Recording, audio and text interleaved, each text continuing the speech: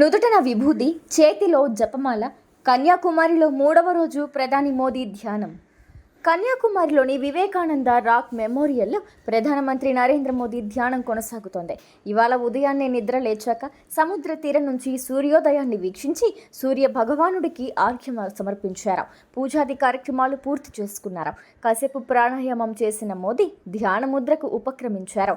తరువాత మెడిటేషన్ హాల్లోకి చేరుకున్నారు. మధ్యాహ్నం వరకు ఇక్కడే దీక్ష చేస్తారు.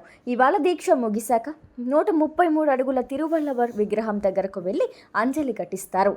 లోక్సభ ఎన్నికల ప్రచారంలో బిజీగా గడిపిన నరేంద్ర మోదీ 45 గంటల పాటు ధ్యానంలో గడపాలని నిర్ణయించుకున్నారు. ఆఖరు విడత ఎన్నికల ప్రచారం తర్వాత గురువారమే కన్యాకుమారికి చేరుకున్నారు.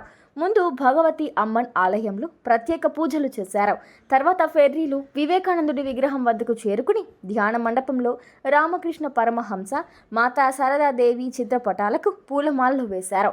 తర్వాత వివేకానందుడి విగ్రహానికి పుష్పాంజలి ఘటించి ధ్యాన ముద్రలోకి వెళ్లారు. గురువారం సాయంత్రం అలా గడిస్తే శుక్రవారం అంతా కూడా మోదీ ధ్యానం కొనసాగించారు. ఇవాళ శనివారం మధ్యాహ్నంతో ప్రధాని నరేంద్ర మోదీ ధ్యానం ముగుస్తుంది. నుదుటిన విభూది నామాలతో, చేతిలో జపమాలతో, ప్రశాంత వదనంతో ప్రధాని మోదీ పూర్తిగా ఆధ్యాత్మిక వాతావరణంలో కనిపించారు. మోదీ ధ్యానం చేస్తున్న ప్రాంతంలో 3 అంచెల భద్రత కొనసాగుతోంది. మెడిటేషన్ కోసం వచ్చిన మోదీ మొదటి రోజు తెల్లటి దుస్తులు ధరించి కనిపించారు.